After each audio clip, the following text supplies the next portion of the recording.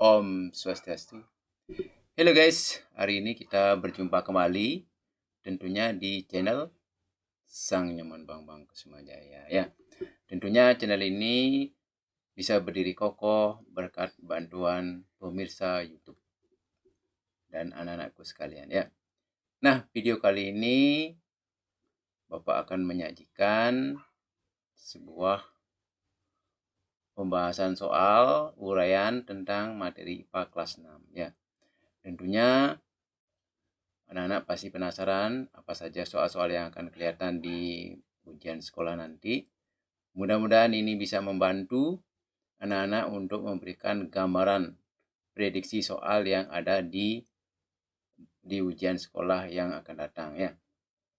Tentunya simak video ini baik-baik dan jangan lupa like sebanyak-banyaknya dan tonton sebanyak-banyaknya untuk belajar menyerap materi IPA yang tertera atau yang telah disajikan dalam video ini ya.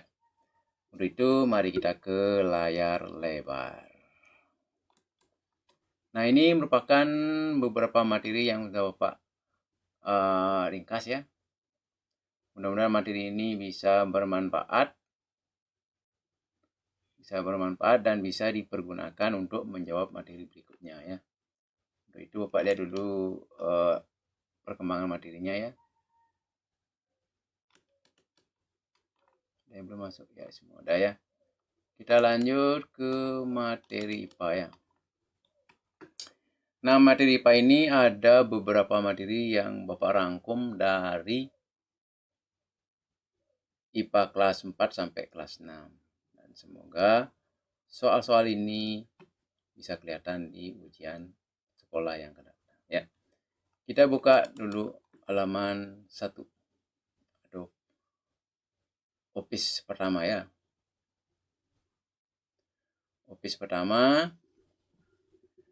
Nah, kita akan mempelajari tentang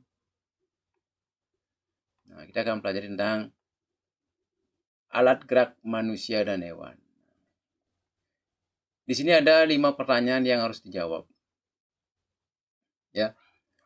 Jadi ada pertanyaan, sebutkan tulang-tulang yang menyusun rangka tubuh manusia. Kemudian sebutkan fungsi rangka manusia.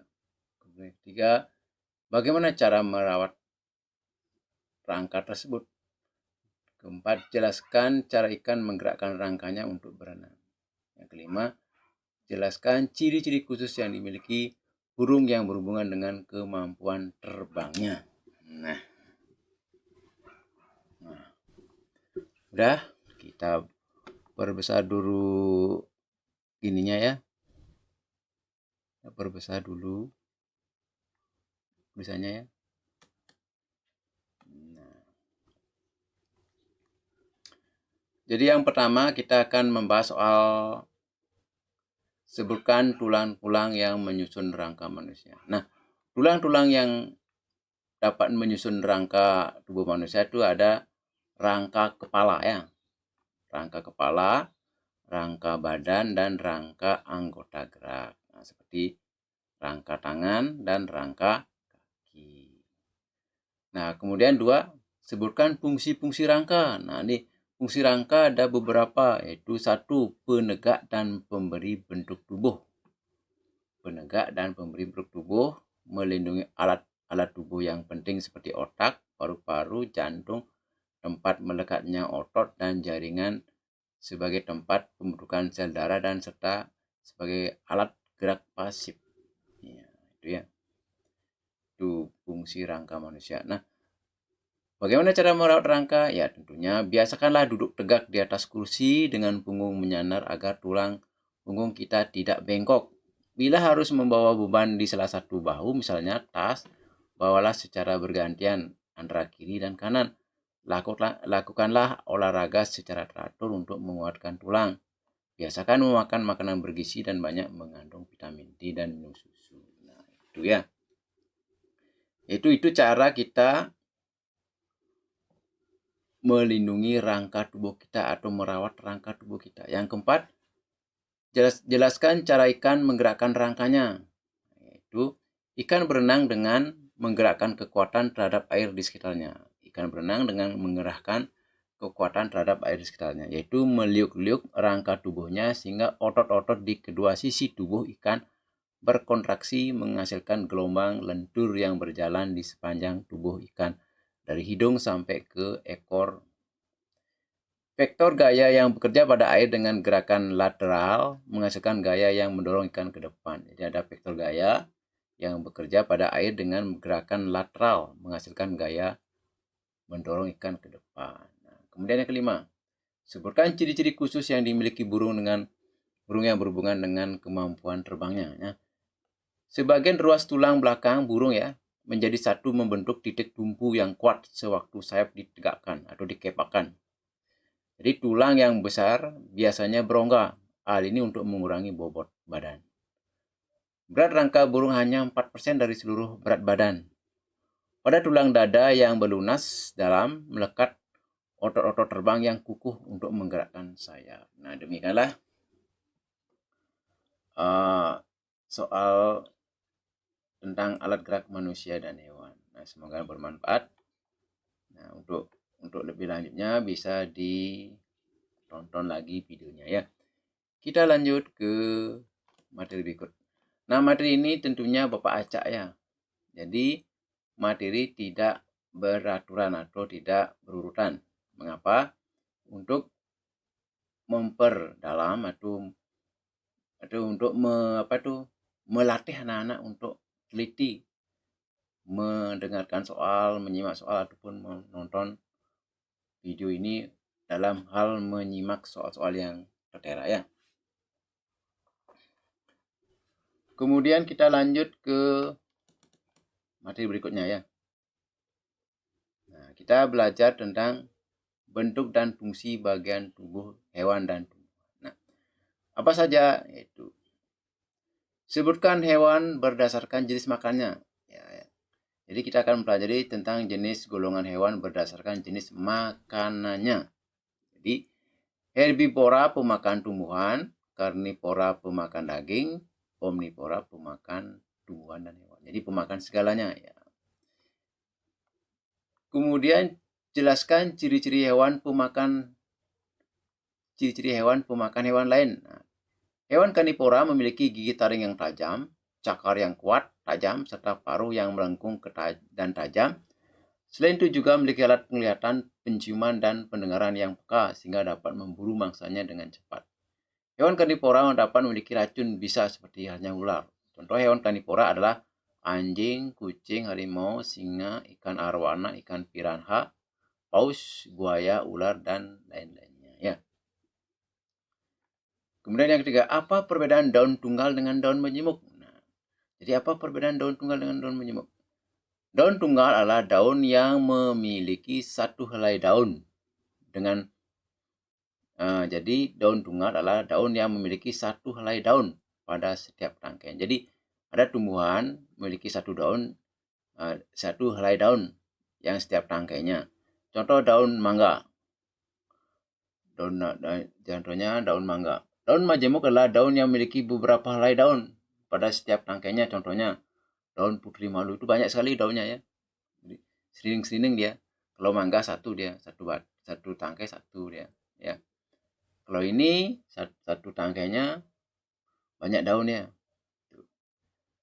Nah, soal nomor 4. Apa dua fungsi dari akar? Nah, apa fungsi dari akar? Nah, fungsi dari akar diantaranya itu menyerap air dan zat hara atau mineral dari dalam tanah untuk kelangsungan hidupnya. Oleh karena itu sering dijumpai agar tumbuh memanjang menuju sumber yang banyak mengandung air. Jadi akar kalau memanjang dia ke tempat yang banyak airnya ya. Seperti pohon yang terus dia menjalar ke bawah karena dia merasakan ada air di bawah tanah. Atau ke samping dia akan menjalar ke samping dia akarnya ya. Kemudian fungsi akar yang kedua menunjang berdirinya tumbuhannya. Jadi menunjang berdirinya tumbuhan. Akar yang tertancap ke dalam tanah berfungsi sebagai pondasi bangunan. Nah, contoh akar yang menancap ke tanah itu sebagai pondasi bangunan untuk memperkokoh tiangnya dapat berdiri kokoh di ini tumbuh-tumbuhan ya. Akan membuat tumbuhan dapat berdiri kokoh di atas tanah. Oleh karena itu, tumbuhan dapat bertahan dari terjangan angin kencang dan hujan yang deras. Ya. Sebagai alat pernapasan juga, jadi akar ada lagi sebagai alat pernapasan di dalam tanah. Sebagai alat pernapasan selain air menyerap air dan saat arah, akar juga menyerap udara dari dalam tanah. Hal ini mungkin dilakukan karena pada tanah terdapat pori-pori. Melalui pori-pori tersebut, akar tumbuh memperoleh udara dari dalam tanah. Nah, itu. Jadi itu tentang fungsi dari akar. Nah, jelaskan bagian-bagian bunga. Nah, sebelum kita menginjak ke bagian-bagian bunga, kita dulu lanjut ke soal nomor 4 dulu. Selain akar sebagai tempat pegangan di dalam tanah untuk berdiri kokoh, menyerap air, dan bernapas, juga akar juga dipergunakan sebagai cadangan makanan. Pada tumbuhan tertentu seperti ubi dan bengkoang, akar digunakan sebagai tempat menyimpan makanan cadangan. Biasanya, akar pada tumbuhan tersebut akan membesar seiring banyaknya makanan cadangan yang tersimpan. Makanan cadangan ini digunakan saat menghadapi musim kemarau atau ketika kesulitan mencari sumber makanan. Kemudian dimanfaatkan oleh manusia untuk keperluan hidupnya, misalnya sebagai sumber makanan, contoh ubi kayu, ubi jalar, wortel. Sebagai bahan obat-obatan, contohnya jahe, kunyit, akar pepaya. Dan sebagai parfum, contohnya akar bit. Sebagai bumbu, jahe, kunyit, loas. Ya. Bukan loas. Laos. Bukan loas. Laos. Loas itu seperti di materi IPS ya. Kita lanjut ke bagian-bagian bunga. Jadi bagian bunga ada tangkai bunga. Nah, tangkai bunga merupakan penghubung batang dengan bunga. Jadi tangkai bunga merupakan penghubung batang dengan bunga. Air dan mineral dari akar sampai ke bunga melalui batang dan tangkai bunga. Nah, penghubung dia. Kemudian kelopak bunga berfungsi untuk membungkus mahkota bunga ketika bunga masih kuncup. Mahkota bunga merupakan perhiasan bunga yang berwarna indah, berfungsi untuk menarik serangga. Kemudian putik dan benang sari terletak pada mahkota bunga. Jadi putik merupakan alat kelamin betina, sedangkan benang sari alat kelamin jantan. Itu ya. Nah, itu materi yang mengandung bentuk dan fungsi bagian tubuh hewan dan tumbuhan. Ya, kita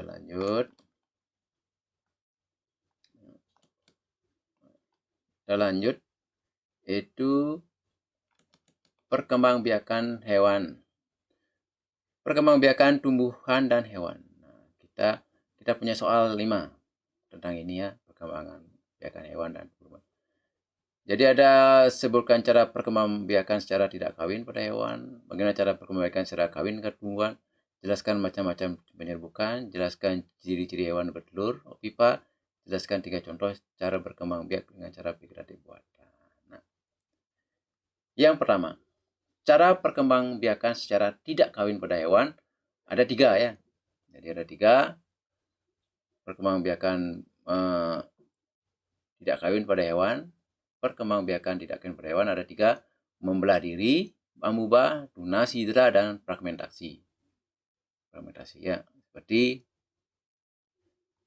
jamur ya. Kemudian perkembangbiakan generatif pada tumbuhan melalui tahapan. Ya. Jadi perkembangbiakan generatif adalah perkembangbiakan melalui perkawinan. Contoh, penyerbukan.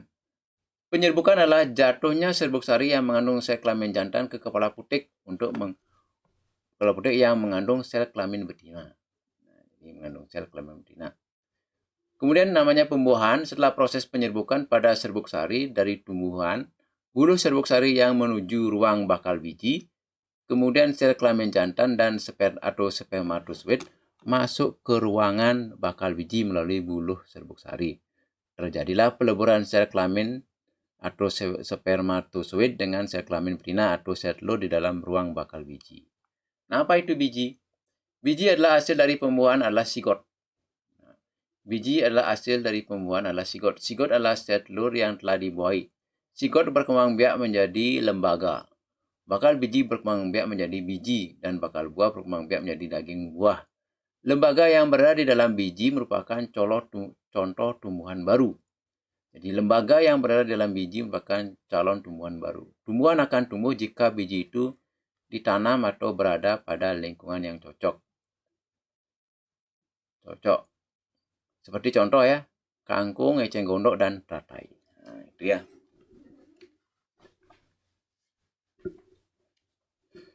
Kemudian kita menginjak ke soal ketiga. Jelaskan macam-macam penyerbukan. Nah, ada 3 jenis penyerbukan, yaitu penyerbukan sendiri, yaitu serbuk sari jatuh ke kepala putik bunga itu sendiri, dan ada penyerbukan tetangga. Serbuk sari jatuh ke kepala putik bunga lain, tetapi kedua bunga itu masih satu pohon.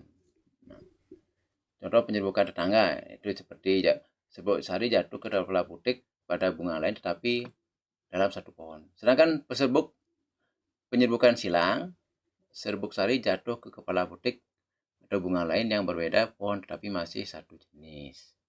Jadi yang namanya penyerbukan tetangga satu pohon. Kalau penyerbukan silang beda pohon ya. Kemudian ada penyerbukan bastar. Nah, penyerbukan bastar itu serbuk sari jatuh ke kepala putik bunga lain yang berbeda pohon, tidak sejenis tetapi masih satu famili. Ya. Jadi ada 4 ini ya. Pak ulang lagi, ada 4 penyerbukan sendiri, penyerbukan tetangga satu pohon, penyerbukan silang satu pohon tetapi satu jenis, dan penyerbukan bastar, penyerbukan kepala putik dengan lain yang berbeda pohon tetapi berbeda pohon tidak sejenis tapi masih satu famili, satu keluarga ya. Ada maaf nih kakinya. Kemudian kita akan mempelajari tentang soal berikutnya. Jelaskan ciri-ciri hewan bertelur atau ovipar. Soal nomor 4. Ciri-ciri hewan bertelur atau ovipar yaitu janin tumbuh di luar tubuh induk betina tetapi dalam telur cangkang ya. Jadi janin tumbuh di luar tubuh induk betina tapi dalam telur cangkang. Ini hewan ovipar ya. Janin memperoleh makanan dari cadangan makanan yang tersimpan dalam telur. Janin tumbuh relatif cepat. Bentuk tubuh anak umumnya sama dengan bentuk induknya. Tidak mempunyai daun telinga, tidak mempunyai kelenjar susu, dan tidak menyusui anaknya. Itu ciri dari hewan ovipar. Kemudian soal kelima. Jelaskan 3 cara perkembangbiakan tumbuhan secara vegetatif buatan. Nah, ada beberapa cara tentang tumbuhan vegetatif buatan yaitu mencangkok. Mencangkok adalah memperbanyak tumbuhan dengan cara memotong dahan tumbuhan ya, memotong dahan tumbuhan. Tumbuhan induknya, tumbuhan yang dapat dicangkok adalah tumbuhan dikutil atau biji berkeping 2, misalnya jeruk, jambu, mangga, rambutan, durian, dan sebagainya. Nah, ini proses mencangkok ini yaitu memotong kulit pohon ya, pohon melingkar, kemudian dikeluarkan ininya kambiunnya ya, kemudian ditempel di tanah, dibungkus dengan plastik. Nah, lama-kelamaan kalau cuaca memungkinkan akan tumbuh akar dengan sendirinya sehingga bisa dipotong rantingnya baru ditanam ya. Itu secara singkat tentang mencangkok. Bagaimana tentang cara menempel atau okulasi? Okulasi adalah menempel mata tunasnya ini. Kalau namanya menempel jelas dia mata tunas dari 2 tanaman yang sejenis tapi berbeda sifat. Misalnya mangga, mana lagi dengan mangga aromanis. Pada dasarnya tujuannya okulasi atau menempel sama dengan tujuan mengenten atau menyambung, yang menggabungkan sifat-sifat unggul dari 2 tanaman sehingga diperoleh satu tanaman yang memiliki gabungan sifat unggul. Jadi tujuan menempel itu menggabungkan sifat-sifat unggul agar tanaman yang dihasilkan lebih unggul. Ya. Kemudian menyambung. Menyambung adalah atau mengenten adalah menggabungkan menggabungkan batang bawah dan batang atas 2 tanaman yang sejenis. Tumbuhan menyambung adalah menggabungkan sifat-sifat unggul dari 2 tanaman sehingga diperoleh satu tanaman yang memiliki sifat-sifat unggul. Seperti contoh berikut misalnya, ada 2 tanaman mangga. Tanaman mangga yang pertama berakar kuat tapi buahnya asam, sedangkan tanaman mangga kedua berakar lemah tapi buahnya manis. Untuk memperoleh pohon mangga yang berakar kuat dan berbuah manis, maka batang pohon bawah dari tanaman mangga berakar kuat disambungkan ke, dengan batang atas tanaman mangga yang berbuah manis. Ya. Jadi menempel, menyambung, mencangkok. Kemudian ada sistem stek.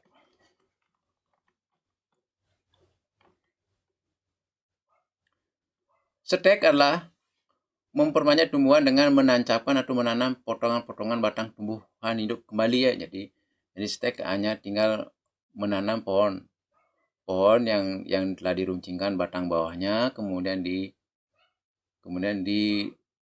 ditancapkan di tanah dengan miring.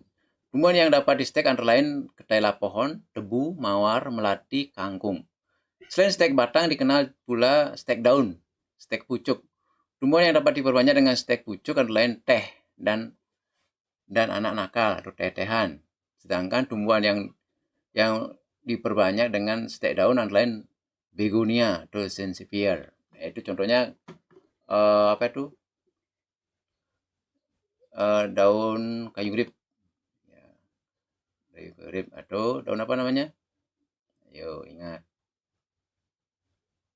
Daun kayu urip.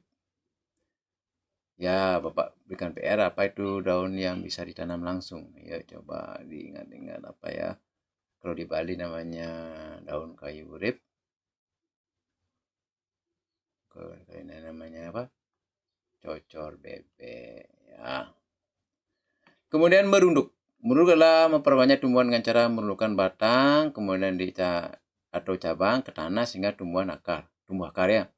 Setelah akar banyak, cabang yang berhubungan dengan tumbuhan induk dipotong. Tumbuhan yang biasanya dikembangbiakan lain alamanda, anjelir, apel, selada air, anggur, dan sebagainya. Jadi tumbuhan merunduk contohnya alamanda, anjelir, apel, selada air, dan anggur, dan sebagainya.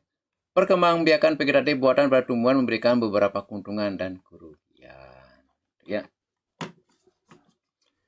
Kita lanjut soal berikutnya. Ini sudah. Tentang kesehatan reproduksi. Jadi maaf, materi IPA untuk kelas 6 Pak Acak dari 456 ya. Kesehatan reproduksi. Kesehatan reproduksi ya. Ada 5 soal yang Bapak tampilkan, saya tuliskan 3 macam perubahan yang terjadi pada perempuan pada masa pubertas. Kemudian tulis cara-cara memelihara kebersihan alat reproduksi pada manusia, mengapa manusia berdasarkan melakukan proses perkembangbiakan harus melalui proses pernikahan. Tuliskan 3 macam perubahan yang terjadi pada laki-laki dan pada masa pubertas. Dan bagaimana tahapan pertumbuhan perkembangan pada manusia. Nah, yang pertama, tulis 3 macam perubahan yang terjadi pada perempuan pada masa pubertas. Jadi ada 3 macam perubahan pada perempuan yang mengalami masa pubertas. Yang pertama, tumbuh rambut halus pada ketiak atau alat kelaminnya. Suara menjadi melengking, payudara membesar, panggul membesar, dan menstruasi. Nah, itu ciri anak gadis atau perempuan yang sudah mengalami pubertas. Jadi tumbuh rambut di ketiak maupun alat kelamin, suara jadi melengking, payudara membesar, dan panggul membesar, serta menstruasi. Kemudian yang kedua, tuliskan cara-cara membersihkan alat reproduksi manusia. Ya. Cara memelihara reproduksi manusia itu mandi sebaiknya dilakukan 2 kali sehari. Pada saat mandi, membersihkan seluruh bagian tubuh sehingga kebersihan organ perkembangbiakan terjaga. Begitu pula jika buang air kecil. Selain itu, pakaian dalam digunakan harus menyerap keringat dan tetap dalam keadaan bersih. Oleh karena itu, pakaian dalam kita harus sering diganti setiap hari. Nah, yang namanya pakaian dalam itu anak-anak, ya itu celana dalam dan kaos dalam ataupun BH atau kutang itu ya. Kemudian yang ketiga, mengapa manusia pada saat akan melakukan proses perkembangbiakan harus melakukan proses pernikahan? Mengapa? Mengapa manusia sebelum melakukan perkembangbiakan harus melakukan pernikahan? Mengapa? Ketika akan melakukan proses perkembangbiakan harus memperhatikan nilai-nilai agama yang melalui proses pernikahan. Melestarikan keturunan tanpa melalui proses pernikahan merupakan tindakan yang tidak bermoral. Nah, bukan bermoral ya, bermoral ya. Jadi melestarikan keturunan tanpa melalui proses pernikahan merupakan tindakan tidak bermoral, bukan moral ya, moral. Jadi tidak bermoral kalau kita melakukan hubungan badan langsung sebelum menikah ya. Itu. Ini patut harus dihindari. Maka hati-hatilah dalam bergaul antara laki dengan perempuan. Hindarilah pergaulan bebas. Hindarilah pergaulan bebas. Hindarilah pergaulan bebas dan hal-hal yang menjurus ke pergaulan bebas. Seperti berdua-duaan antara laki dan perempuan. Hindari tontonan dan bacaan yang tidak pantas atau pornografi. Selain itu, ikutilah aturan dalam agama seperti berpenampilan baik, berbudi pekerti luhur, dan selalu mendekatkan diri kepada Tuhan dengan cara beribadah. Itu ya. Kemudian ada 3 macam perubahan pada anak laki-laki. Ya. Tumbuhnya rambut halus pada ketiak dan kelamin sama seperti perempuan ya, ciri pubertas laki-laki. Suara menjadi besar atau biru ya. Kemudian tumbuh cangkun, tahu jakun?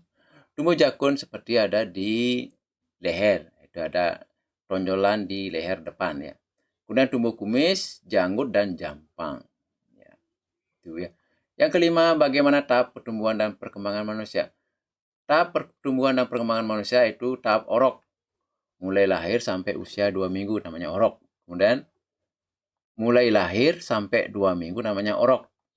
Kemudian tahap bayi mulai usia 2 minggu sampai usia 2 tahun. Bayi.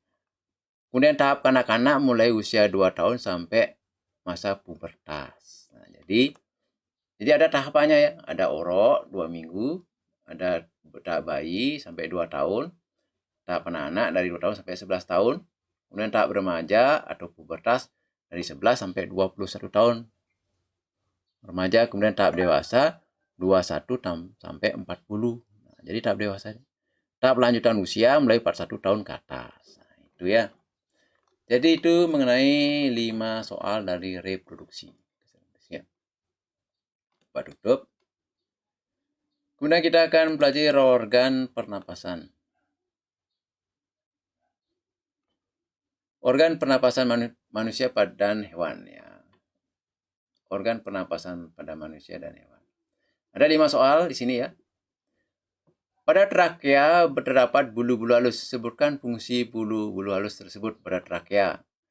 Dan jelaskan alat pernapasan pada manusia.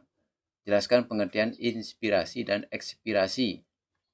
Bagaimana sistem pernapasan pada burung? Sebutkan beberapa macam gangguan dan penyakit yang berhubungan dengan alat pernapasan manusia. Nah, yang namanya bulu-bulu trakea berfungsi untuk menyaring udara kotor yang masuk ke dalam tenggorokan. Di bulu-bulu hidung ya.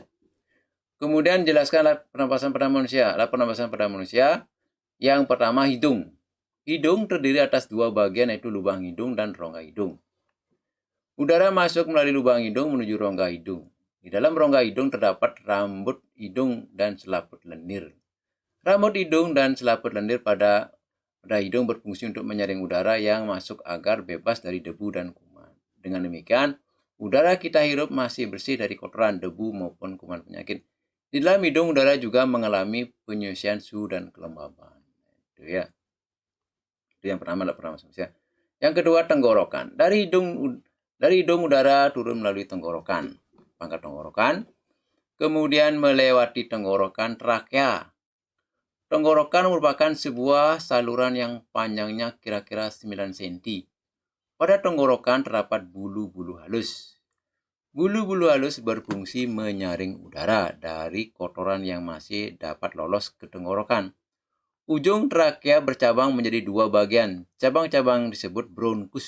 Jadi, ujung trakea bercabang-cabang disebut bronkus. Bronkus kanan menuju paru-paru kanan dan bronkus kiri menuju paru-paru kiri. Nah, itu ya. Dan baru kita mempelajari tentang paru. Paru-paru terdapat di dalam rongga dada di atas diafragma. Diafragma adalah sekat antara rongga dada dengan rongga perut. Jadi ada namanya diafragma. Diafragma adalah sekat antara rongga dada dan rongga perut. Paru-paru ada 2 buah yaitu paru-paru kiri dan paru-paru kanan. Paru-paru kiri terdiri atas 2 gelambir. Paru-paru kiri ada 2 gelambir, paru kanan terdiri atas 3 gelambir. Jadi beda ya. Di paru-paru kiri terdapat 2 gelambir, di paru kanan terdapat 3 gelambir.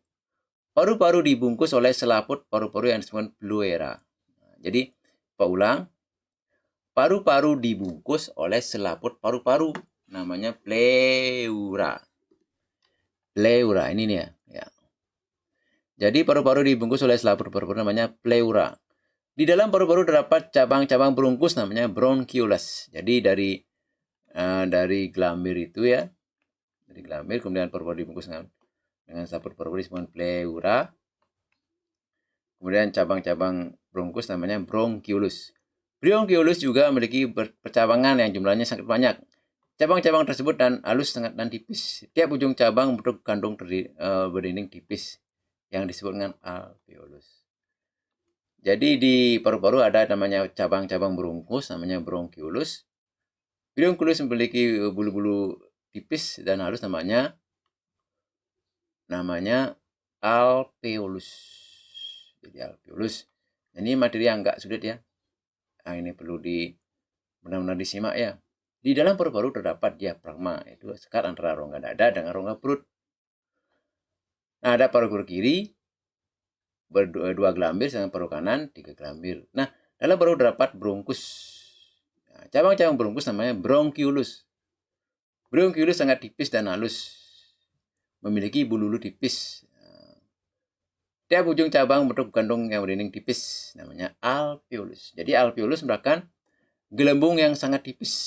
Jadi alveolus adalah gelembung yang sangat tipis. Gelembung tersebut diselimuti pembuluh kapiler darah. Pada alveolus terdapat pertukaran gas O2 dengan CO2. Nah, ini penting sekali ya. Pada alveolus terjadi pertukaran gas O2 dengan CO2. Jadi pada alveolus terjadi pertukaran gas O2 dengan CO2. Apa itu gas O2? Oksigen. CO2 karbon dioksida. Nah, jadi terjadi pertukaran di alveolus dia.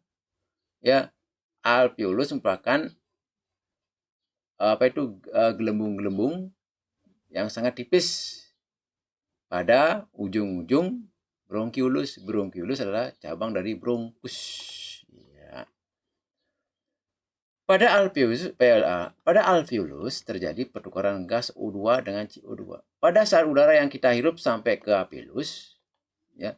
Jadi kita menghirup udara sampai ke alveolus, oksigen yang melalui dinding kapiler darah, oksigen diikat oleh hemoglobin Hb darah.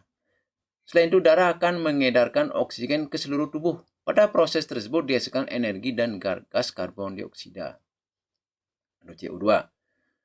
Tersebut diikat kembali oleh hemoglobin darah. Setelah itu darah akan membawa CO2 ke paru-paru. CO2 dari paru-paru menuju tenggorokan, kemudian ke lubang hidung untuk dikeluarkan dari dalam tubuh. Itu ya. Udara yang masuk ke paru-paru karena ada dua hal. Pertama, karena kontraksi antar tulang rusuk sehingga tulang rusuk terangkat. Kedua, karena kontraksi antara sekat rongga dada atau diafragma sehingga diafragma mendatar.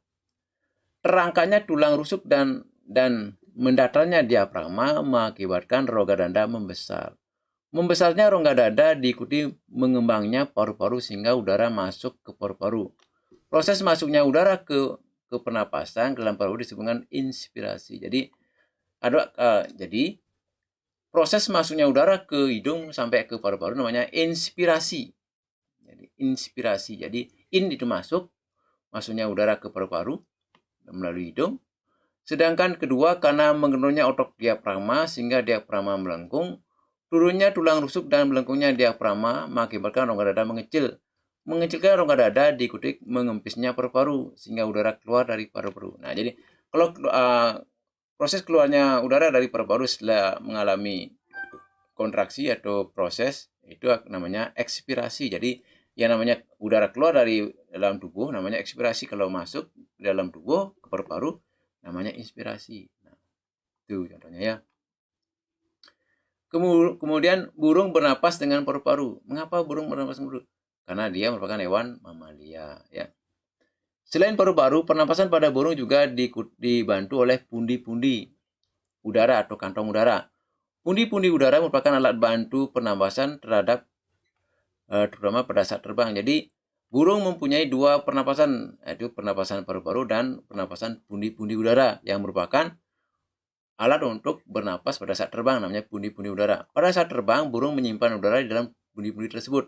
Pada saat burung tidak terbang, pernapasannya dilakukan dengan cara menghirup udara melalui hidung, tenggorokan, paru-paru, dan pundi-pundi udara. Pada paru-paru inilah terjadi pengikatan oksigen dan pelepasan karbon dioksida setiap uap air. Pada saat terbang, burung bernapas dengan cara mengalirkan udara di dalam pundi-pundi udara melalui gerakan sayapnya. Jadi burung pada saat terbang dia bernapas dengan pundi-pundi udara yang ada di sayapnya. Gerakan kedua sayap inilah yang menyebabkan pundi udara mengembang dan mengempis sehingga udara dapat masuk ke dalam paru-paru. Nah, itu ya. Yang kelima, sebutkan beberapa macam gangguan pada penyakit yang berhubungan dengan pernapasan. Nah, beberapa penyakit timbul dari pernapasan itu flu, sesak napas, asma, TBC, bronkitis, dan polip. Ya. Atau pilek. Jadi demikian soal dari organ pernapasan. Ya. Kemudian kita menginjak ke siklus makhluk hidup. Nah, siklus hidup makhluk hidup. Ya, siklus hidup makhluk hidup. Ada 5 soal yang Pak rangkum ya. Sebutkan 3 contoh hewan yang mengalami perubahan bentuk pada saat tumbuh dan berkembang. Sebutkan 3 contoh hewan yang tidak mengalami perubahan bentuk.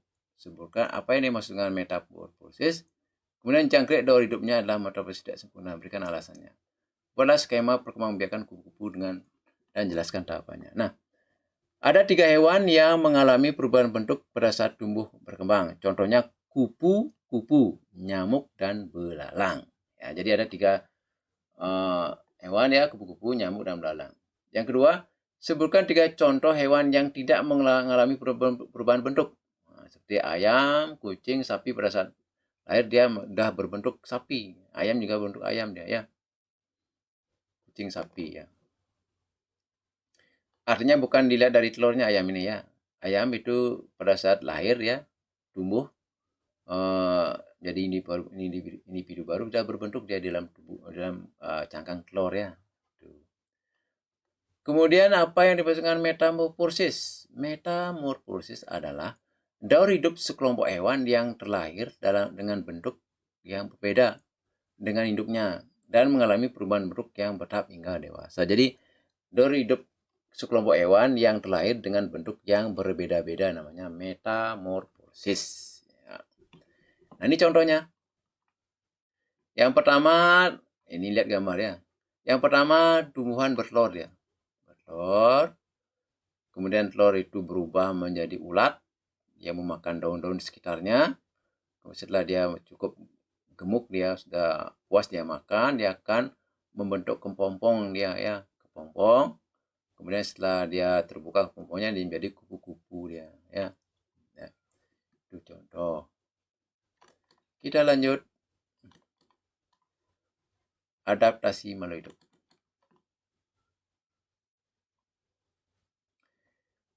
Adaptasi makhluk hidup dengan lingkungannya ada 5 soal yang Bapak rangkum.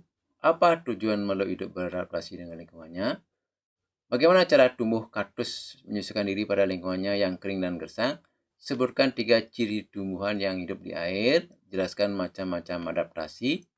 Yang kelima, apa perbedaan pada paruh pipit dengan paruh pelatuk? Dan apa makanan kedua jenis tersebut? Yang pertama, tujuan dari makhluk hidup beradaptasi yaitu untuk menjaga kelangsungan hidupnya. Jadi tujuan adaptasi untuk menjaga kelangsungan hidupnya. Yang kedua, bagaimana cara tumbuh kaktus menyesuaikan diri dengan lingkungan yang gersang? Tumbuhan kaktus menyesuaikan diri dengan lingkungannya melalui 2 cara. Yang pertama, mengubah bentuk daunnya menjadi duri, kecil-kecil ya. Kedua, batangnya berdaging, berkulit tebal. Batang yang seperti ini dapat menyimpan air yang banyak. Demikian, kaktus dapat mengurangi penguapan dan tidak kekeringan. Pada saat musim hujan, kaktus menyerap air sebanyak-banyaknya agar air tersebut dapat disimpan dalam batangnya. Cadangan air ini digunakan ketika musim kering tiba. Nah, itu ya. Sebutkan 3 ciri tumbuhan yang hidup di air. Ada 3 tumbuhan yang hidup di air, yaitu kangkung, itu batangnya berongga ya, bisa hidup di air. Kemudian eceng gondok juga batangnya berongga ya. Terate pun dia batangnya juga berongga ya, daunnya lebar. Nah, kemudian yang keempat, sebutkan macam-macam adaptasi. Adaptasi ada 3 ya. Ada 3 ya.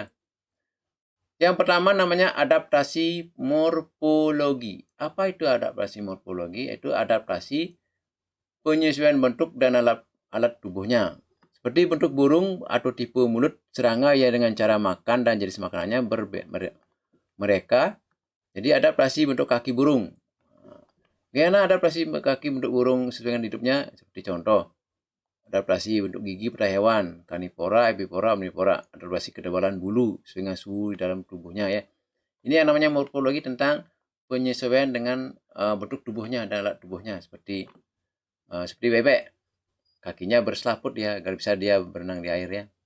Kemudian burung pelatuk, paruhnya kuat untuk mematuk serangga yang ada di batang pohon yang tersembunyi ya. Kemudian gajah beralai panjang agar bisa menyerap air dan bertelinga lebar dia agar bisa mendengar gangguan dari musuhnya dan sebagainya ya. Kemudian ada fisiologi. Itu adaptasi fisiologi dengan fungsi kerja alat tubuhnya. Yang tadi karena bentuknya berbeda, ini fungsi kerja alat tubuhnya seperti osmoregulasi atau pengaturan tekanan osmosis. Itu ada secara fisiologi ada perubahan pengaturan tekanan osmosis pada ikan air tawar dan ikan air laut. Pengeluaran urin pada manusia sesuai ketinggian tempat hidupnya, serta adaptasi sistem pencernaan pada hewan yang menguap biak. Ya, ini secara fisiologi ya.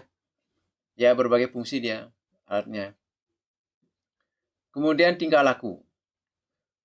Tingkah laku menyebabkan adaptasi tingkah laku disebabkan oleh pengaruh ketersediaan air atau ada tidaknya ancaman pada diri mereka itu sendiri ya. Contoh ada beberapa contoh adaptasi lingkungan seperti mimikri. Nah, ini yang namanya lingkungan jelas dia mengikuti lingkungan ya, seperti mimikri itu dia bersembunyi sesuai dengan tempat hidupnya ya. Nah, seperti bunglon dia mimikri. Kemudian pohon jati karena daerah kering dia menggugurkan daunnya ya. Menggugurkan daunnya. Kemudian keladi meneteskan air untuk mengurangi kelebihan air. Keladi ya.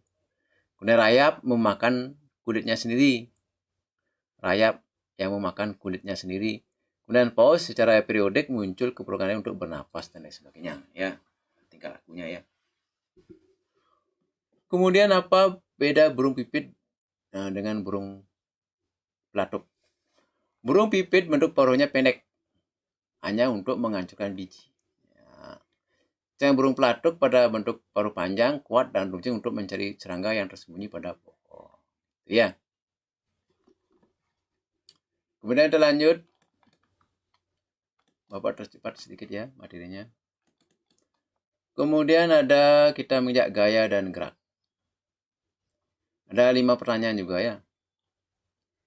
Apa yang dimasukkan gaya? Apa yang dimasukkan gaya, gravitasi, dan sebutkan contohnya. Yang ketiga, buktikanlah bahwa gaya dapat mengubah bentuk suatu benda. 4. Apa yang dapat berubah pada benda jika dikenai gaya? Sebutkan 5 macam gaya.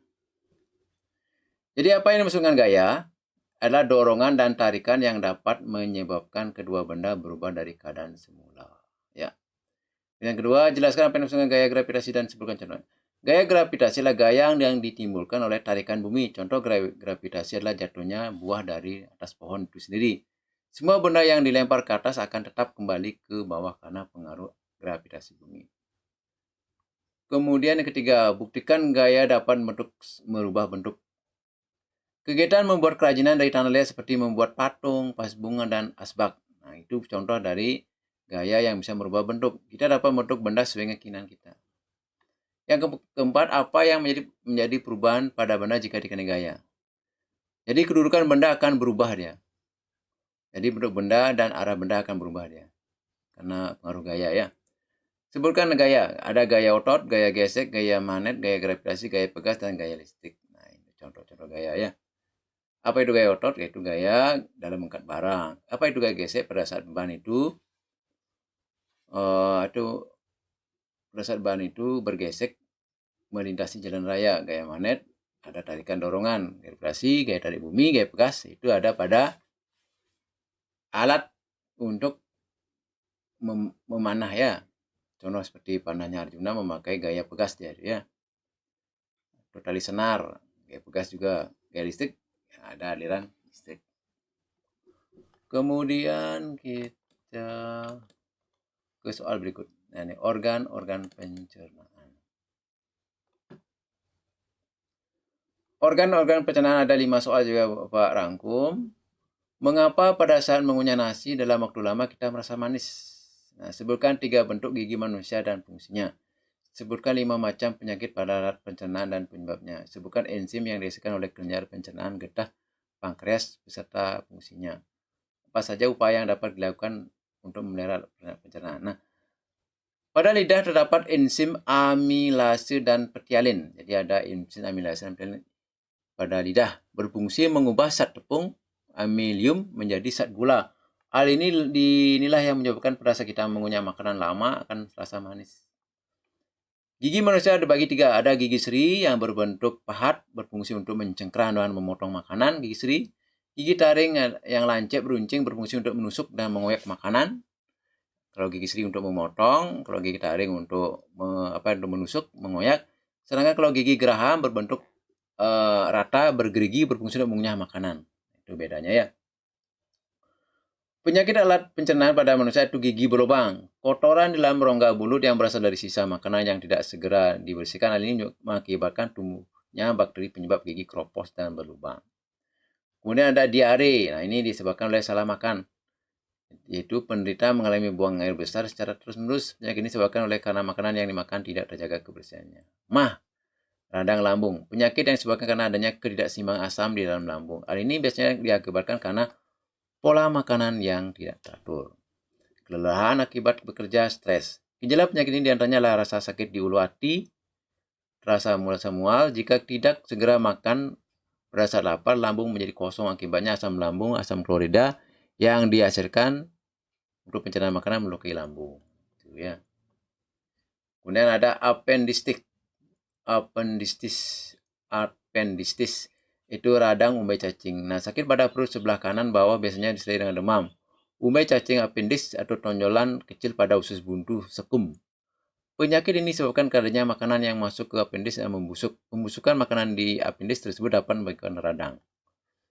Kemudian dysentery adalah bakteri yang menyerang usus ditandai dengan muntah-muntah dan buang air besar secara terus-menerus. Dysentery dapat dicegah dengan cara menjaga kebersihan makanan dan perlengkapan makanan.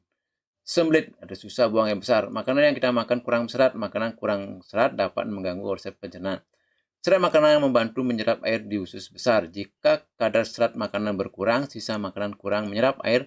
Akibatnya sisa makanan menjadi padat sehingga sulit dikeluarkan. Contoh makanan berserat yaitu sayur-sayuran dan buah-buahan. Yang soal keempat, kita mengenal ada 3 enzim. 3 enzim pada getah pankreas. Ada enzim amilase, ada enzim tripsin, ada enzim lipase. Apa fungsi dari enzim amilase? Berfungsi mengubah zat tepung menjadi zat gula. Apa fungsi tripsin? Berfungsi mengubah protein menjadi asam amino. Tripsin, protein menjadi asam amino. Apa itu enzim lipase? Berfungsi mengubah lemak menjadi gliserol, ya, asam lemak. Makan makanan yang bersih dan seimbang, menjaga kebersihan alat-alat makanan dan bahan makanan, minuman air putih dalam jumlah yang cukup, makan secara teratur, menjaga kebersihan gigi dan mulut dengan cara menggosok gigi secara teratur, menghindari makanan yang terlalu panas dan dingin, mengurangi makanan yang mengandung banyak gula, misalnya permen dan coklat, juga mencuci tangan sebelum makan, biasakan mengunyah makanan sampai halus agar mudah dicerna oleh lambung, mengkonsumsi makanan mengandung banyak serat, misalnya buah-buahan dan sayur-sayuran. Itu cara menjaga pemeliharaan alat pencernaan. Itu ya. Kita lanjut. Energi.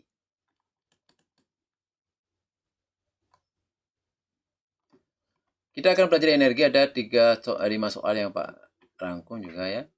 Sebutkan sumber energi panas ya dalam kehidupan sehari-hari ya. Kemudian jelaskan bagaimana pada zaman dulu orang membuat api. Jelaskan 3 cara perpindahan panas yang dapat terjadi. Apa yang disebut dengan sumber energi alternatif? Sebutkan energi alternatif yang banyak digunakan. Nah, sumber energi panas di bumi ya dalam kehidupan sehari yaitu matahari, api, gesekan, dan listrik. Bukan listrik ya. Kemudian ada beberapa cara untuk memperoleh api, yaitu menggeserkan 2 benda, misalnya kayu dengan kayu, batu dengan batu secara terus-menerus. Panas yang terjadi yang dapat menimbulkan percikan api. Percikan api yang mengenai benda kering seperti daun kering dan ranting jika ditiup dan dikipas-kipas akan mendapat api yang besar. Itu caranya ya pada zaman dulu. Perpindahan panas terjadi ada 3 ya.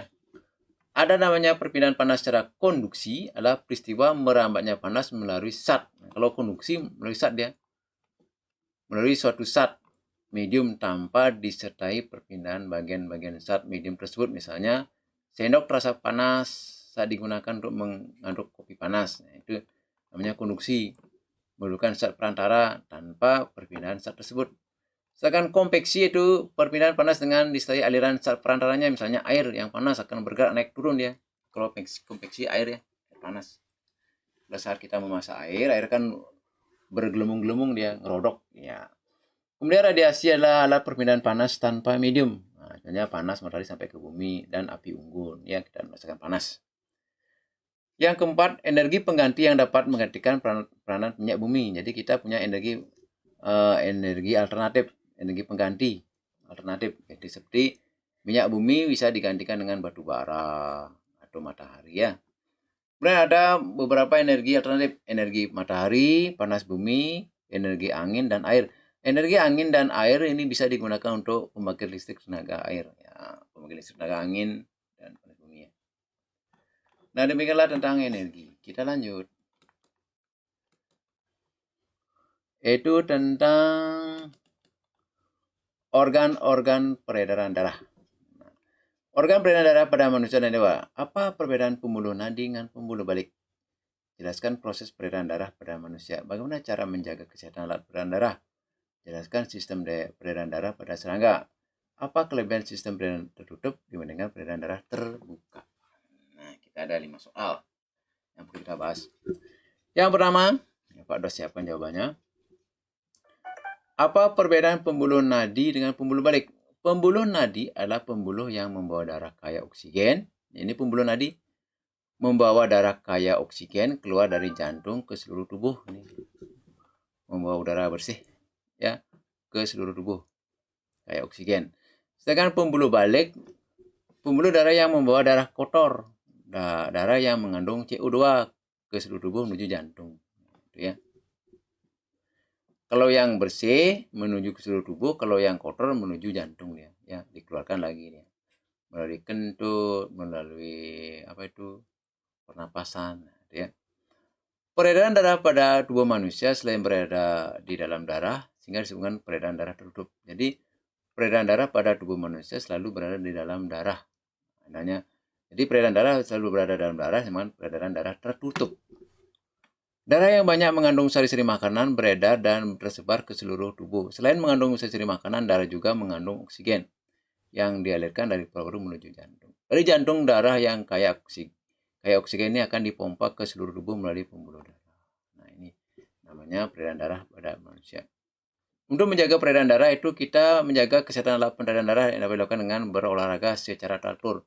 Berolahraga dapat membantu melancarkan peredaran darah. Berolahraga sebaiknya diawali dengan pemanasan. Pemanasan membuat kecepatan denyut jantung kita bertambah secara bertahap, bukan memaksa. Menjaga kesehatan alat peredaran darah juga dapat dilakukan dengan menjaga kebiasaan makan seri. Makanan berlemak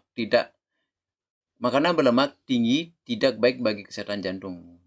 Kandungan lemak yang berlebihan dalam tubuh dapat mengakibatkan penyempitan pembuluh darah. Jadi kelebihan lemak dapat menyebabkan pembuluh darah. Selain itu, tidur dan istirahat cukup serta tidak merokok dan minum minuman beralkohol. Jadi hindari kita merokok maupun minum minuman keras untuk menjaga kesehatan dari sistem peredaran darah kita. Peredaran darah serangga termasuk sistem peredaran darah terbuka. Artinya darah mengalir tanpa melalui pembuluh darah. Ketika jantung pembuluh darah berdenyut, darah terpompa dan mengalir ke seluruh tubuh. Darah dari aorta langsung beredar bebas di dalam tubuh dan masuk ke sel-sel tubuh untuk memberikan sari makanan dan mengangkut zat-zat sisa dan sel tersebut. Selanjutnya, darah kembali ke jantung pembuluh melalui ostium di sisi kanan dan membentuk peredaran ke seluruh tubuh. Ya. Jadi beda. Kalau manusia peredaran darah dalam, kalau ini serangga peredaran darah terbuka. Ya. Yang manusia tertutup, yang serangga terbuka dia. Jadi pernapasannya ketika jantung pembuluh berdenyut, darah terpompa dan mengalir ke seluruh tubuh. Darah dari aorta langsung beredar bebas di dalam tubuh dan masuk ke sel-sel tubuh untuk memberikan sari makanan yang mengangkut zat-zat sisa sel tersebut. Ya. Jadi selanjutnya kembali ke jantung, pembuluh melalui ostium di sisi kanan dan jantung beredar ke seluruh tubuh. Pada sistem peredaran darah tertutup, peredaran darah di dalam tubuh lebih stabil sehingga tekanan dalam pembuluh darah hewan juga ikut stabil. Ya, jadi kalau tertutup dan darah tertutup, kalau terbuka tidak stabil dia ya. Kita lanjut rangkaian listrik. Jadi mohon maaf kembali materi tidak berurut. Materi Bapak acak untuk melatih anak-anak teliti dalam menyimak materi Pak. Jadi mohon maaf bagi yang mendengarkan, menonton video ini, baik orang tua, anak-anak maupun teman-teman. Mengapa saya acak materinya? Agar kita lebih teliti, belajar teliti ya. Kita lanjut ke rangkaian listrik. Rangkaian listrik Bapak siapkan 5 soal juga. Apakah perbedaan antara rangkaian listrik dengan rangkaian paralel? Apa yang disebut dengan rangkaian tertutup? Apa fungsi kabel dalam rangkaian listrik? Betulkah gambar di samping sehingga bola lampu kecil menyala? Kemudian, apa yang akan terjadi pada lampu jika dengan listrik ditambah? Nah, ini ya. Jadi rangkaian seri adalah rangkaian alat-alat listrik yang disusun berurutan tanpa cabang. Jika salah satu alat listrik dilepas atau rusak, maka arus listrik akan putus. Sedangkan rangkaian paralel adalah rangkaian listrik yang dihubungkan secara berjajar dengan satu atau beberapa cabang. Kalau seri tidak ada cabang, kalau paralel ada cabang. Alat listrik yang dapat dirangkai secara paralel lampu dan baterainya. Arus mengalir melalui satu cabang atau lebih. Arus listrik yang melalui lampu satu atau baterai satu tidak melalui lampu dua atau baterai dua. Jika salah satu alat listrik dilepas atau rusak, arus listrik akan tetap mengalir melalui cabang yang lain. Rangkaian listrik di rumah kita dipasang secara paralel ya. Sehingga jika salah satu lampu dipadamkan, lampu yang lain tetap menyala. Kemudian kedua, apa yang dimaksud rangkaian tertutup? Adanya arus listrik dalam suatu rangkaian listrik. Adanya arus dalam suatu rangkaian listrik. Itu rangkaian tertutup. Kemudian kabel, apa guna kabel? Kabel merupakan penghubung antara tegangan listrik baterai agar arus listrik dapat mengalir sehingga dapat menyebabkan lampu menyala ya. Kemudian bola lampu akan menyala karena rangkaian tersebut merupakan rangkaian tertutup. Nomor 4, apa soalnya tadi? Betulkah gambar di samping sehingga bola lampu kecil menyala? Betulkah gambar di samping sehingga lampu menyala? Bola lampu akan menyala karena rangkaian tersebut merupakan rangkaian tertutup. Kemudian, apa yang terjadi jika lampu diberikan tegangan bertambah? Nah, semakin besar tegangan listrik pada baterai, semakin besar arus listrik mengalir ke dalam kabel, semakin besar arus listrik mengalir, semakin terang lampu itu menyala. Kalau kecil tegangannya ya kecil lampunya menyala. Kalau besar lebih terang dia gitu ya. Kita lanjut ke soal berikutnya. Kita akan menginjak tentang bunyi dan pendengarannya. Ada 5 soal yang Pak sajikan. Ada, apakah yang dimaksud dengan sumber bunyi? 2, jelaskan cara kerja alat musik pukul. Ketiga, gelombang bunyi termasuk gelombang mekanik. Gelombang yang memerlukan medium dan perampatannya. Jelaskan medium yang diperlukan perampatan bunyi. Keempat, mengapa ketika berteriak misalnya di daerah pegunungan setelah berpasar terdengar kembali teriakan kamu? Bagaimana cara merawat telinga dengan baik? Jadi yang pertama, apa yang dimaksud bunyi? Bunyi dihasilkan dari benda yang bergetar atau dipukul. Semua benda yang dapat mengeluarkan bunyi disebut dengan sumber bunyi. Getaranlah gerakan bolak-balik yang melalui titik seimbang. Jadi getaranlah gerakan bolak-balik melalui titik seimbang. Artinya benda yang bergetar akan menghasilkan bunyi. Sumber bunyi yang paling mudah tentunya adalah alat musik. Gitar, piano, gendang, angklung, biola, dan suling lainnya. Ketika permukaan alat musik dipukul, kemudian bergetar, udara di sekitarnya pun ikut bergetar. Melalui udara tersebut, getaran akhirnya disampai ke telinga. Proses ikutnya bergetar semuanya amplitudo ya. Media perantara bunyi melalui bunyi. Bunyi merambat melalui gas atau udara. Udara menjadi perantara bunyi berkomunikasi. Demikian dimanapun kamu berada akan mudah berkomunikasi. Bahkan ke dalam jarak cukup jauh pun dapat dilakukan. Asal suaranya dikeraskan. Lain halnya di ruang angkasa tidak ada udara. Komunikasi tidak dapat dilakukan dengan mudah. Di sana tidak terdapat udara sehingga bunyi tidak dapat merambat. Bunyi merambat juga melalui zat cair. Dapat dilakukan dengan membunyikan benda dalam air, misalnya batu yang berbenturan dalam air masih dapat terdengar. Bunyi yang merambat melalui zat padat dapat dibuktikan dengan bermain telepon dengan menggunakan benang dan kaleng. Suara temanmu cukup jauh dan masih dapat terdengar karena bunyi dapat merambat melalui benang. Benang merupakan benda padat. Yang soal keempat, mengapa kita berteriak? Setelah itu baru kita dengar. Nah, karena bunyi tersebut sebelumnya adalah bunyi pantul yang baru sampai ke telinga, dinamakan dengan gema, ya. Jadi kalau kita ngomong di pegunungan, setelah itu baru kita didengar suara kita yang namanya gema. Kalau gaung lah pantulan suara di dalam gua. Kemudian cara merawat telinga yang baik diantaranya bersihkan kotoran yang terdapat bagian telinga luar dan kapas basah yang hangat. Janganlah menggunakan benda tajam ketika membersihkan telinga luar. Ini karena bisa terkena infeksi bila tertusuk.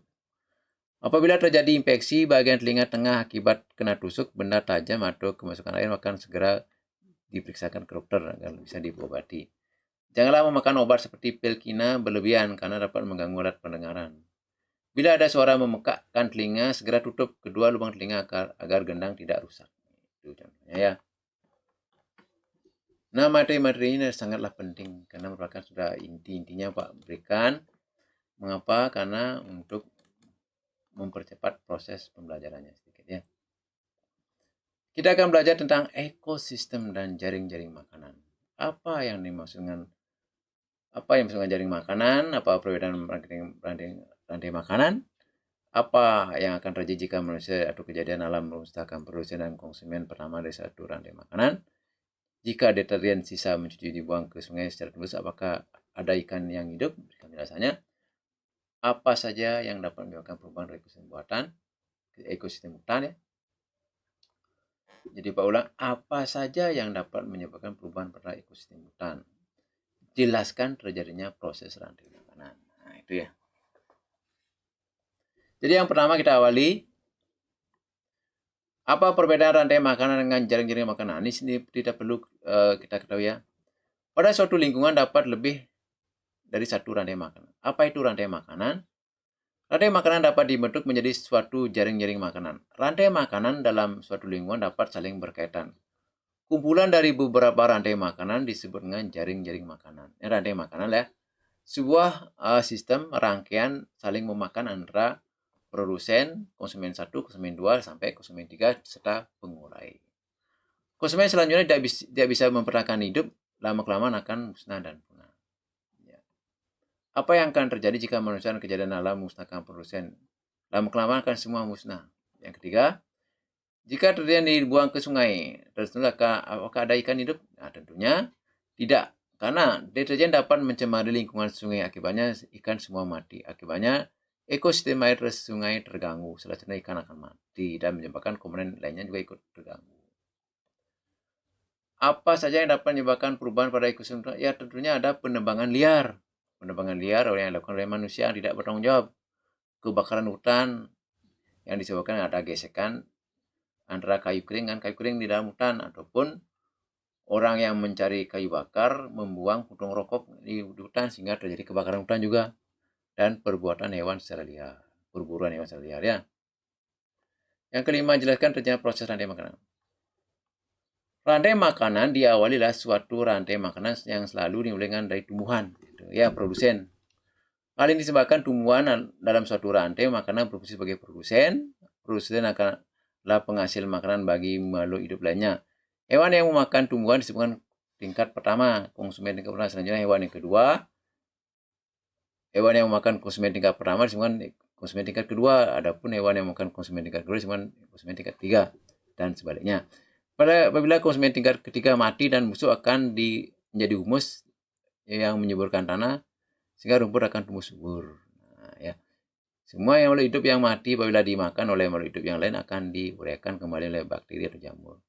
Bakteri dan jamur disebutkan dengan penguraian. Hasil penguraian tersebut bermanfaat bagi tumbuhan sebagai zat hara. Itu ya. Kita lanjut. Kita akan pelajari tentang magnet. Magnet adalah, ada 5 soal juga. Apa yang dimaksud dengan medan magnet? Apa yang dimaksud dengan medan magnet? Pada bagian-bagian manakah magnet memiliki medan magnet yang terbesar? Jelaskan pembuatan magnet dengan cara mengalirkan arus listrik. Sebutkan beberapa penyebab hilangnya sifat-sifat magnet. Sebutkan beberapa penyebab hilangnya sifat-sifat magnet. Bagaimana cara membuat magnet dengan cara gosokan? Sebutkan 5 alat dalam kehidupan sehari yang menggunakan magnet. Daerah di sekitar magnet yang masih dipengaruhi oleh gaya magnet disebut dengan medan magnet. Gaya magnet paling kuat terletak di kutub-kutub magnet. Magnet dapat dibuat dengan cara mengalirkan arus listrik saat ke dalam suatu pengantar baterai dan lilitan kawat, merupakan perantara sederhana agar menghasilkan suatu medan magnet menjadi elektromagnetis. Nah, sifat magnet akan hilang jika terbakar atau jatuh secara terus-menerus. Sifat magnet akan hilang karena terbakar dan jatuh secara terus-menerus. Magnet yang digosokkan dalam suatu besi atau baja dapat menyebabkan batang besi atau baja menjadi sifat kemagnetan. Semakin lama waktu penggosokan, semakin lama pula sifat kemagnetan bertahan dalam batang besi dan baja tersebut. Itu cara membuat magnet dengan cara gosokan. Kemudian yang kelima, sebutkan alat dalam kehidupan sehari yang menggunakan magnet. Penguncian kotak pensil, tas, kompas, speaker, radio, mikrofon, antena, dan mobil, remote control, dan alarm pengaman mobil. Itu menggunakan gaya magnet. Termasuk kulkas juga ya, pakai magnet juga ya. Untuk pintunya ya. Kita lanjut. Itu cahaya dan penglihatan. Lagi sedikit ya, sampai 8 ya. Cahaya dan penglihatan. Ada 5 soal juga Pak rangkum, yaitu sebutkan sifat-sifat cahaya yang kamu ketahui dan beri contohnya. Bagaimana cara merawat mata agar tetap sehat? Sebutkan dan jelaskan fungsi-fungsi bagian mata. Sebutkan warna-warna cahaya penyusun cahaya putih. Apa yang dimaksud dengan pembiasan? Cahaya merambat lurus. Cahaya dari lampu senter arah rambatnya menuruti garis lurus. Cahaya merambat lurus pada saat bercermin. Cahaya dapat dibiaskan. Pensil yang berada di dalam gelas berisi air terlihat bengkok. Cara dibiaskan. Cahaya dapat diuraikan dengan peristiwa pelangi. Itu namanya sifat-sifat cahaya. Ada cahaya merambat lurus, cahaya merambat lurus, cahaya merambat lurus, cahaya merambat lurus, cahaya dapat dibiaskan, cahaya dapat diuraikan. Hal-hal yang dapat kamu lakukan agar matamu tetap sehat. Antaranya itu mengatur jarak baca minimal 30 cm. Menonton televisi jangan terlalu dekat. Membaca di ruangan yang terang karena jika kamu membaca di tempat yang kurang terang, menyebabkan mata lelah membaca. Pupil matamu akan melebar dengan kuat sehingga lama-kelamaan akan menimbulkan kelelahan pada mata. Itu ya. Mengkonsumsi makanan yang banyak mengandung vitamin A seperti wortel. Bagian-bagian mata dan fungsinya. Nah, ada bagian mata kornea. Apa fungsi dari kornea mata? Kornea mata berfungsi untuk melindungi mata bagian dalam. Jadi kornea itu berfungsi melindungi bagian mata dalam. Ya. Jadi kornea berfungsi melindungi mata bagian dalam. Kemudian iris berfungsi mengatur banyaknya cahaya. Kalau iris itu mengatur banyak cahaya masuk ke mata. Iris. Pupil atau celah lubang yang terdapat pada iris berfungsi sebagai tempat masuknya cahaya. Kalau pupil, tempat masuknya cahaya. Jika cahaya masuk sedikit, pupil akan melebar. Jika cahaya masuk banyak, pupil akan mengecil. Iris mengatur banyak cahaya, pupil ada lubang kecil untuk masuknya cahaya. Kemudian ada lensa mata berakomodasi. Jika melihat benda yang jauh, lensa mata akan memipih. Jika melihat benda yang dekat, lensa mata akan menebal. Jadi iris, pupil, lensa mata. Ada retina. Retina merupakan tempat terbentuknya bayangan. Retina tempat terbentuknya bayangan.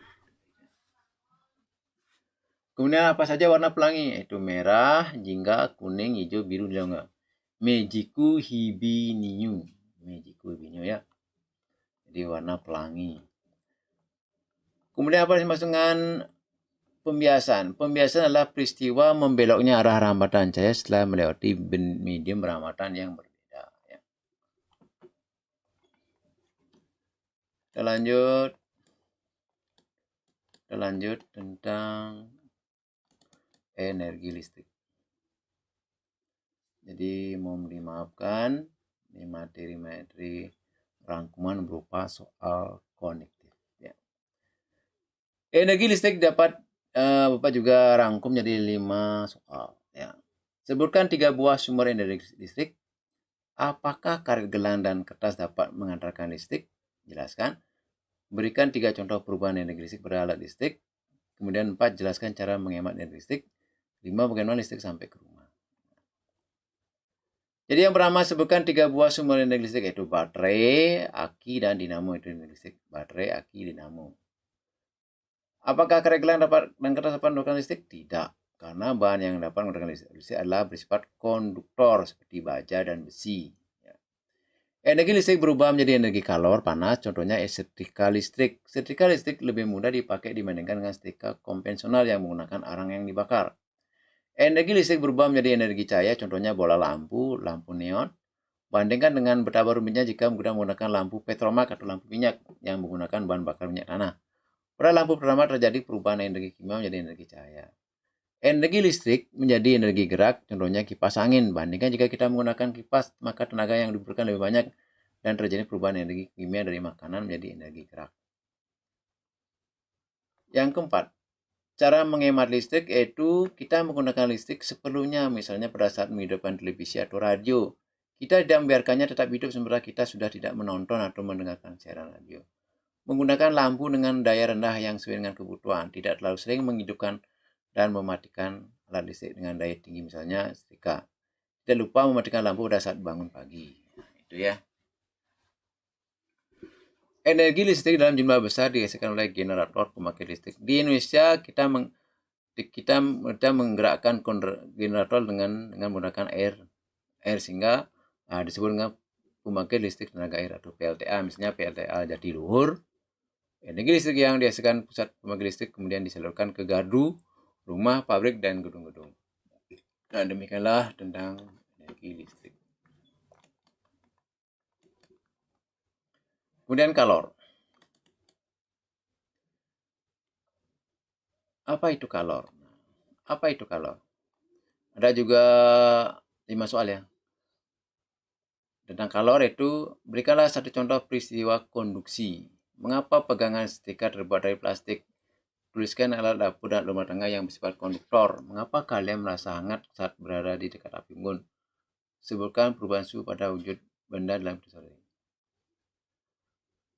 Contoh peristiwa konduksi yaitu sebuah sendok logam dicelupkan ke dalam segelas air panas. Setelah beberapa saat, ujung sendok yang tercelup menjadi terasa panas. Hal ini karena panas dari air mengalir sepanjang sendok logam. Konsumen selanjutnya tidak akan bisa mempertahankan hidupnya dalam kelamaan, akan musnah dan punah. Itu ya.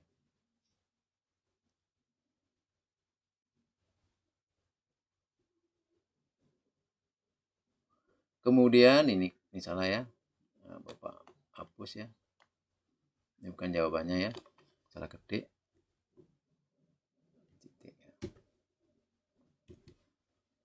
Kemudian nomor 2, mengapa pegangan setrika listrik terbuat dari plastik? Agar dapat menahan panas. Itu bisa kita menghindari panas. Kemudian sebutkan adalah dapur yang menggunakan konduktor. Nah, seperti panci, wajan, setrika listrik, termos, dan lain-lain. Yang 4, mengapa kalian merasa hangat pada saat di api unggun? Karena adanya radiasi atau peran terasa panas dari api unggun. 5, sebutkan perubahan suhu pada wujud benda dalam kehidupan sehari-hari. Ada terapkan dalam teknologi pemasangan rel kereta api, kaca jendela, dan kawat listrik.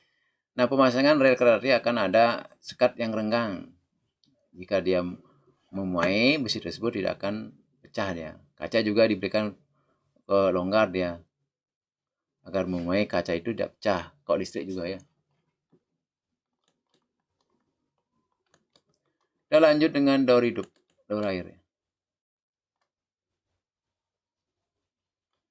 Daur air, ada 5 juga soal yang Pak sajikan. Bagaimana terjadinya daur air?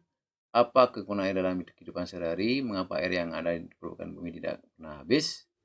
Apa saja kegiatan manusia yang mengaruhi daerah air, daur air? Upaya apa yang harus dilakukan untuk menghemat listrik? Nah, kita akan menjelaskan bagaimana proses terjadinya air, daur airnya. Daur air yaitu proses, daur air adalah proses di mana air laut atau sungai atau danau yang menguap karena panas dari matahari, kemudian tumbuhan juga mengeluarkan air ke udara. Nah, proses penguapan ini disebutkan evaporasi. Jadi, proses penguapan air oleh matahari namanya evaporasi. Proses penguapan air yang disebabkan oleh matahari namanya evaporasi. Uap air naik dan berkumpul di udara. Uap air naik dan berkumpul di udara. Lama-kelamaan udara tidak dapat lagi menampung uap air, jenuh. Proses ini disebut dengan resipitasi, pengendapan. Jadi proses penguapan air laut maupun air yang ada di tumbuhan maupun di danau maupun di sungai namanya evaporasi, sedangkan terkumpulnya air menjadi jenuh, dingin, namanya resipitasi atau pengendapan. Jika suhunya turun, uap air akan berubah menjadi titik-titik air. Jika suhunya turun, berubah menjadi titik air. Titik-titik air ini bentuk awan. Proses ini disebut dengan kondensasi atau pengemunan. Proses pengemunan namanya kondensasi. Jadi evaporasi penguapan, resipitasi pengendapan, kemudian ada kondensasi pengemunan. Titik-titik air di awan kemudian akan turun menjadi hujan. Air hujan akan turun dari darat maupun di laut. Air hujan itu akan jatuh ke tanah di perairan. Air hujan yang jatuh di tanah akan meresap menjadi air tanah. Selanjutnya air tanah yang akan keluar melalui sumur. Air tanah juga akan merembes ke danau atau sungai. Air hujan juga ada yang jatuh ke perairan, misalnya sungai dan danau. Kondisi ini akan menambah jumlah air di tempat tersebut. Air di sungai akan mengalir ke laut. Di lain pihak, sebagian air di sungai dapat menguap kembali. Air sungai yang menguap membentuk awan bersama dengan uap air dari laut dan tumbuhan. Proses perjalanan air di daratan yang terjadi dalam daur air, dari sinilah dapat disimpulkan bahwa jumlah air di bumi secara keseluruhan cenderung tetap, hanya wujudnya dan tempatnya berubah.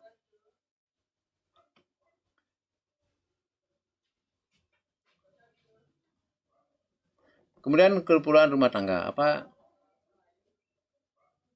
Apa kegunaan air dalam kehidupan kita? Yaitu keperluan rumah tangga, bertani, industri, dan pusat pembangkit listrik. Kemudian yang ketiga, mengapa air di permukaan bumi tidak pernah habis? Karena air senantiasa tersedia bumi karena air selalu mengalami daur dan siklus. Daur air merupakan sirkulasi peluruhan air secara terus-menerus dari bumi ke atmosfer dan kembali ke bumi. Daur ini terjadi melalui proses evaporasi penguapan, presipitasi pengendapan, dan kondensasi pengemunan. Yang keempat, apa saja kegiatan manusia yang mempengaruhi daur air? Yaitu kegiatan manusia yang dapat mengakibatkan terjadinya terganggunya daur air, yaitu diantaranya penebangan hutan secara berlebihan dapat menyebabkan tanah kering dan tandus. Air yang sulit meresap pada tanah tandus jika hujan terjadi, air hujan langsung mengalir ke tempat yang lebih rendah. Air ini terus mengalir sampai ke laut. Air yang mengalir akan mengikis tanah lapisan atas, bahkan dapat menyebabkan bencana longsor dan banjir. Yang keempat, penutupan tanah dengan aspal atau beton dapat menghalangi proses air hujan ke dalam tanah. Akibatnya pada saat hujan, air tidak dapat meresap ke dalam tanah. Hal ini menyebabkan terjadinya banjir dan air mengenang di jalan-jalan. Kemudian membiarkan lahan kosong tidak ditanami dengan tumbuhan serta menggunakan air secara berlebihan untuk kegiatan sehari-hari. Bagaimana cara kita menghemat air? Yaitu dengan menutup keran setelah menggunakannya. Memanfaatkan air bekas cucian beras atau sayuran untuk menyiram tanaman.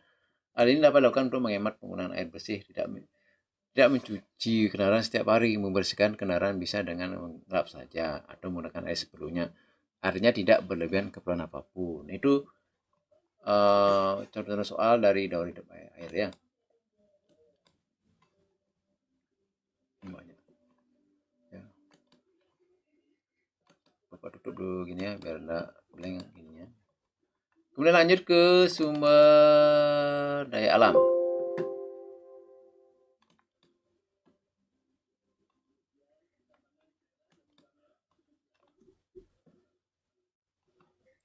Itu tentang ini udah ya. Sumber daya alam.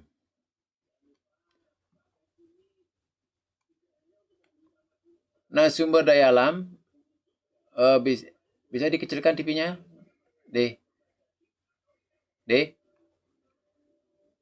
lo, deh, TV-nya kecilin ya, lagi dikit.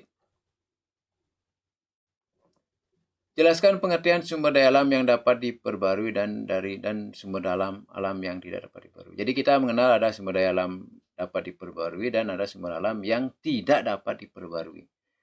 Jelaskan hubungan antara sumber daya alam dengan lingkungan. Kemudian 3, tuliskan contoh pemanfaatan sumber daya alam yang dapat menyebabkan kerusakan lingkungan. Apa saja upaya pelestarian lingkungan yang dapat dilakukan dan pelestarian sumber daya alam ayat 3. Jadi sumber daya alam yang dapat diperbarui adalah sumber daya alam yang memiliki sifat yang dapat pulih kembali sehingga dapat terus digunakan dan tidak akan pernah habis selama manusia melestarikannya. Contoh air, hewan, dan tumbuhan. Tumbuhan dapat ditanam kembali, hewan dapat diternakkan lagi, air sumbernya dari alam, manusia tinggal menggunakan secukupnya. Sumber alam yang tidak dapat diperbarui adalah sumber daya alam yang akan habis apabila digunakan secara terus-menerus. Contohnya minyak bumi, batu bara, gas alam, dan bahan tambang lainnya. Suatu saat dapat habis dan manusia tidak dapat membuat kembali karena terjadi di alam pada waktu berjuta-juta tahun lamanya. Sumber daya alam ini dapat habis karena tidak mengalami daur. Semakin banyak penggunaan, semakin cepat pula habisnya. Ya. Lingkungan merupakan tempat berbagi sumber daya alam. Kamu dapat memanfaatkan sumber daya alam dengan baik jika lingkungannya berada dalam kondisi yang baik. Jika lingkungannya rusak, maka sumber daya alam pun juga ikut rusak dan tidak dapat dimanfaatkan dengan baik kembali ya. Kerusakan lingkungan dapat menyebabkan mutu sumber daya alam menjadi tidak bagus. Dan itu kerusakan lingkungan juga dapat menyebabkan sumber daya alam menjadi hilang dan habis. Itu soal yang kedua, hubungan antara sumber daya alam dan lingkungan saling sangat berhubungan ya. Kalau lingkungannya kotor juga jelas akan mempengaruhi lingkungan ya. Jadi kondisinya pun tidak baik. Yang ketiga, contoh pemanfaatkan sumber daya alam yang dapat menyebabkan kerusakan lingkungan. Ini contoh memanfaatkan sumber daya alam yang dapat merusak. Itu contoh pembukaan lahan dengan lahan pertanian dan pemukiman kadang-kadang dilakukan dengan cara membakar hutan. Seperti banyak orang dalam membuka lahan pertanian dan pemukiman dengan membakar hutan ini akan merusak juga lingkungan kita. Kebakaran hutan dapat menyebabkan akibat asap mencemari udara. Asap dapat menyebar ke perkotaan bahkan sampai ke negara tetangga. Kebakaran hutan menyebabkan hewan-hewan dan tumbuhan hutan mati dan lari ke daerah pemukiman. Ini kebakaran hutan, ada penebangan hutan ini kan, memanfaatkan sumber daya alam yang merusak, menebang hutan secara sembarangan menyebabkan hutan gundul, akar pohon yang berfungsi untuk menahan air hujan tidak lagi berfungsi, maka timbullah erosi dan banyak banjir. Hutan gundul mengakibatkan hewan di hutan kekurangan tempat hidupnya, hewan tidak dapat berkembang biak lagi sehingga dapat menyebabkan kepunahan berbagai jenis hewan. Itu. Selain kebakaran, pembangunan ada pengambilan ikan dengan cara pukat harimau atau bom, aliran listrik dan racun sehingga merusak lingkungan laut. Dengan cara pukat harimau, seluruh ikan terjaring sampai ke ikan yang masih kecil. Kalau ikan ini terjaring, maka jenis ikan ini akan habis. Bom aliran listrik juga akan merusak semua ikan yang ada di lingkungan perairan ya. Kemudian juga terumbu karang juga rusak. Terumbu karang merupakan tempat ikan hidup dan ikan bertelur. Jika terumbu karang tidak ada, ikan kecil akan mudah dimakan oleh ikan-ikan besar.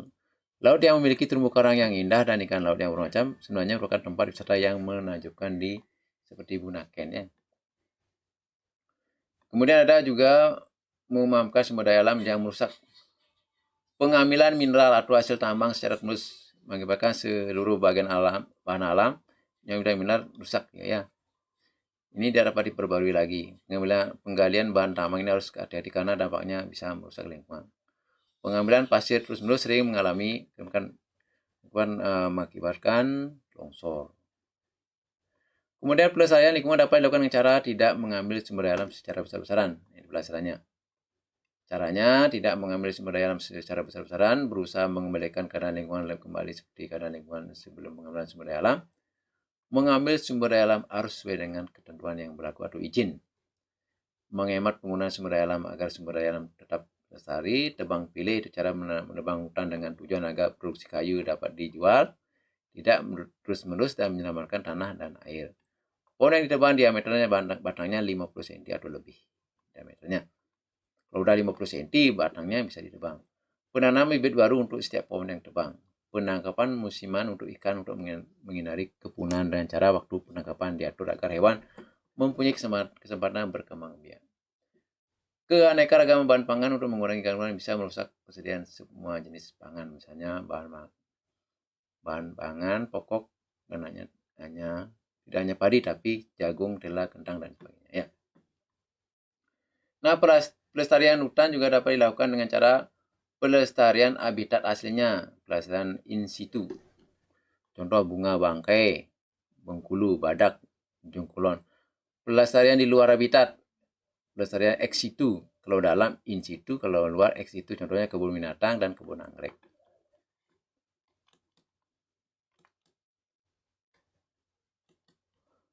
Hapus dulu ya, tutup.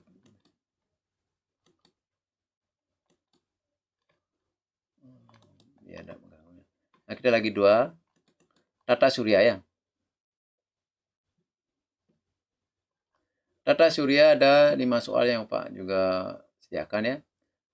Apa yang sebutkan benda-benda langit yang menyusun tata surya kita. Ada sebutkan benda-benda langit yang menyusun tata surya kita. Apa yang menyusun tata surya? Mengapa matahari menjadi pusat tata surya? Mengapa perbedaan meteor dan meteorit? Mengapa Pluto tidak disebut dengan planet? Benda-benda langit yang menyusun tata surya kita itu matahari, planet, dan benda-benda lainnya. Kemudian tata surya adalah susunan benda-benda langit yang terdiri matahari, planet, dan benda lainnya membentuk suatu elip atau suatu sistem ya. Namanya sistem tata surya. Kemudian mengapa matahari menjadi pusat tata surya? Ukuran matahari sangat besar, maka matahari memiliki gaya gravitasi yang sangat besar. Dengan gaya gravitasi tersebut dapat terjadi gaya tarik antara matahari dengan planet-planet dan benda langitnya. Hal ini dapat menyebabkan planet-planet dan benda-benda langitnya selalu beredar mengelilingi matahari. Meteorit adalah benda langit yang berukuran kecil beredar mengelilingi matahari dalam lintasan yang tidak tepat. Meteorit dapat jatuh ke bumi melewati atmosfer karena adanya gravitasi bumi. Pada saat masuk ke atmosfer bumi dengan kecepatan tinggi terjadi gesekan dengan udara, sehingga meteorit menjadi panas dan terbakar. Jika dilihat dari bumi, tampak seperti bintang yang jatuh. Meteorit yang jatuh ke bumi disebut meteor. Jadi meteorit benda langit yang bergeser. Kalau udah jatuh ke bumi namanya meteor. Mengapa Pluto tidak disebut dengan planet? Karena terlalu kecil sebagai anggota planet. Ya. Yang terakhir, penggolongan materi.